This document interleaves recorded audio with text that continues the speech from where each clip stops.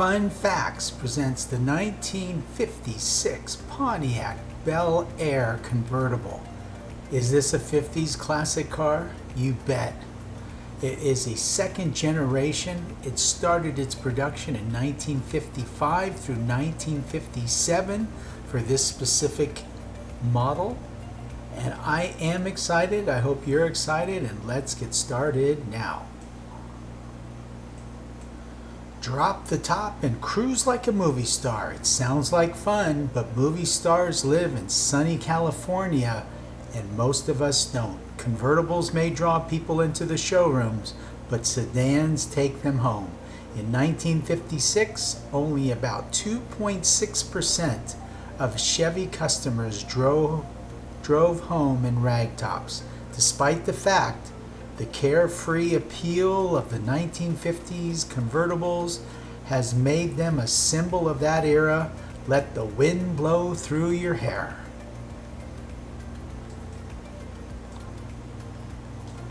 The Chevrolet Bel Air is a full-size car produced by Chevrolet from the 1950s through the 1975 model years. Initially, only the two-door hardtops in the Chevrolet model range were designated with the Bel Air name from 1950 to 1952. With the 1953 model year, the Bel Air name was changed from the designation for a unibody shape to a premium level of trim applied across a number of body styles. The Bel Air continued with various other trim level designations, and it went from a mid-level trim car to a budget fleet sedan when U.S. production ceased in 1975. Production continued in Canada for its home market only through the 1981 model year. The Chevrolet Bel Air, especially its third generation design, has been considered an icon of the 1950s. Well-maintained and preserved examples are highly sought after by car collectors and enthusiasts. From 1950 to 52, the first generation Bel Air Sport Coupe was named, used only for the two-door hardtops in the Chevrolet model range to distinguish the car from the Style Line and Fleet Line models. It is named after the wealthy Bel Air neighborhood on the west side of Los Angeles, California.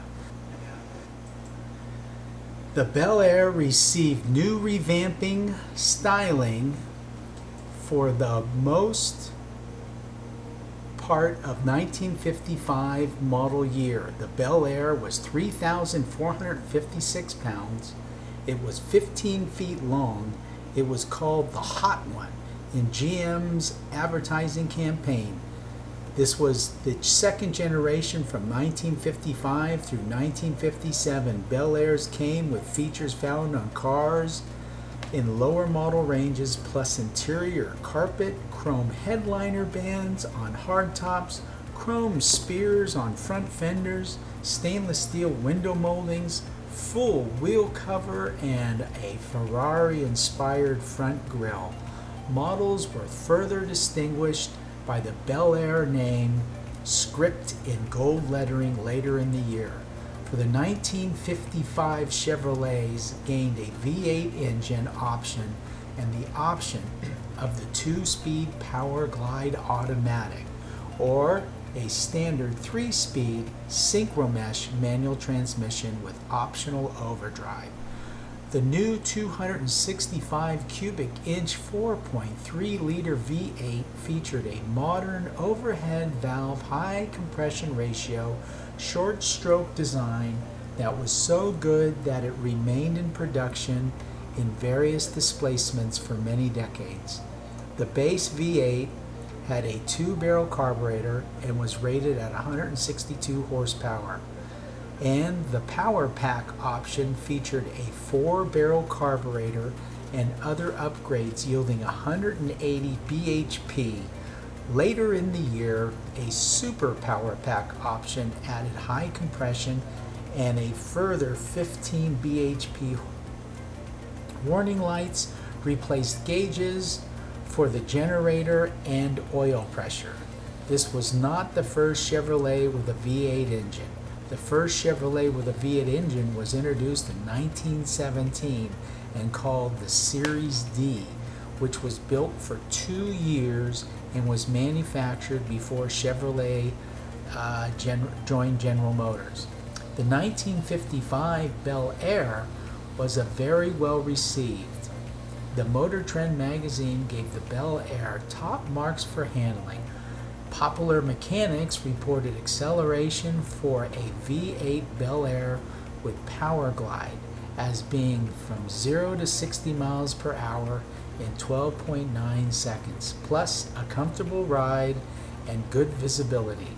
On the other hand, the horn ring blocked some of the speedometer. Regular gasoline made the engine knock, and the first V8 engines off the line burned too much oil. Front legroom was 43.1 inches, brakes were 11-inch drums. A new option for V8 equipped 1955 models was with air conditioning, with outlets on each side of the dashboard. A heavy-duty generator was included on cars equipped with this option.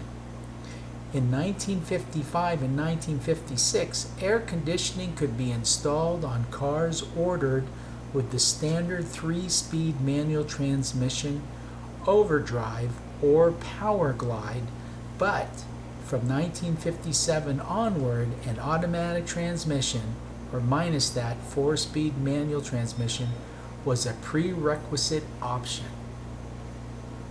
The 1956 Bel Air received a facelift with a more conventional full-width grille, pleasing those customers who didn't favor the Ferrari-inspired 55 front end.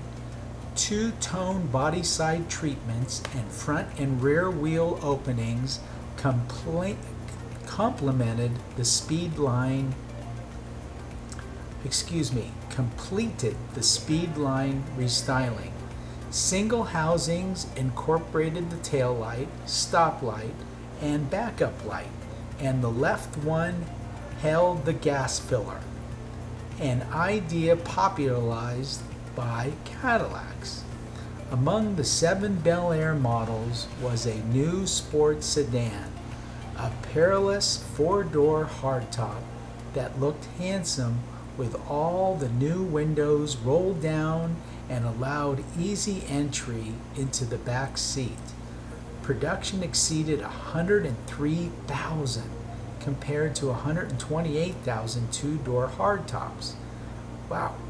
Shapely 2-door Nomad wagons topped the price chart at a US $2,608.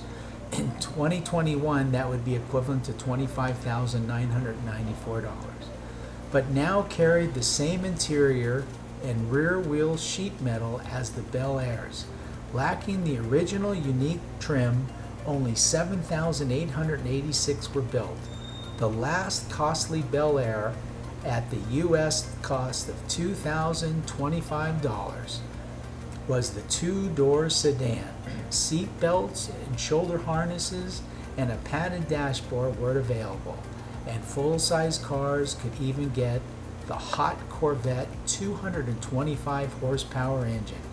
In 1956 sales material, there was an optional rain-sensing automatic top, which was first seen on the 1951 LeSabre concept car. However, it is believed that it was never installed on the car.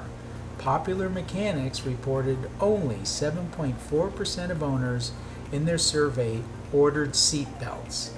A 56 Bel Air 4-door hardtop prepared the Chevy engineer, Zora Arcus Duntov, set a new endurance speed record for an automobile ascending Pikes Peak. In 1957, the engine displacement grew to 230 cubic inch, or a 4.6 liter with a Super Turbo Fire V8 option, shared with the Corvette producing 283 horsepower. at 6,200 RPM and 290 foot-pounds of torque at 4,400 RPM. With the help of a Rochester ramjet continuous mechanical fuel injection, these so-called fuelie cars are quite rare, since most Bel Airs were fitted with carburation. The 1957 Bel Air is considered by many to be the icon of its age, right alongside Elvis, Marilyn Monroe, and Leave It to Beaver, and it is among the most recognizable American cars of all time. Well-maintained examples, especially sport coupes and convertibles, are highly sought after by collectors and enthusiasts. They are roomy, with tastefully restrained period use tail fins and chrome.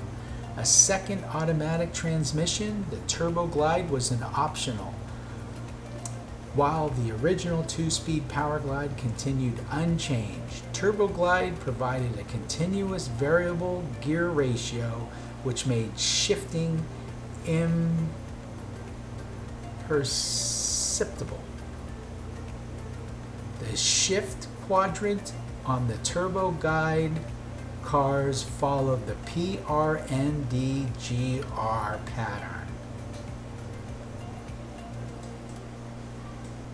Okay, well, if you want to read more, I'm going to leave the link to this article from Wikipedia below the video.